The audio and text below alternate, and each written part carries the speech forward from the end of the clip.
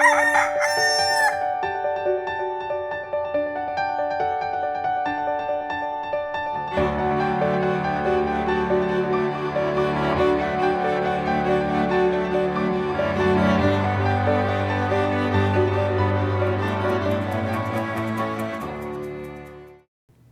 umaga po.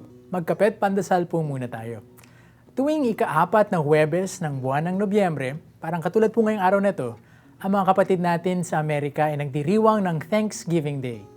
Ang pagdiriwang nito ay nakaugat sa mahabang tradisyon ng pagkapasalamat ng kanilang mga ninuno sa maraming mga bagay, tulad ng magandang ani at sa iba pang mga tagumpay na kanilang tinatamasa bilang isang lahi, bilang isang lipunan.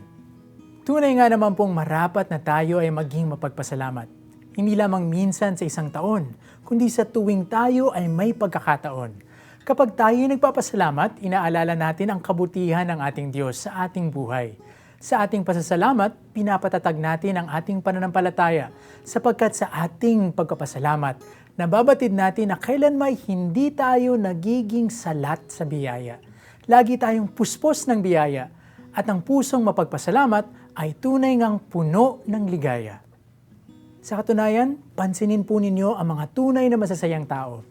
Sila yung bukal at madaling makapagpasalamat. Walang pag-iimbot at inggit na nadarama.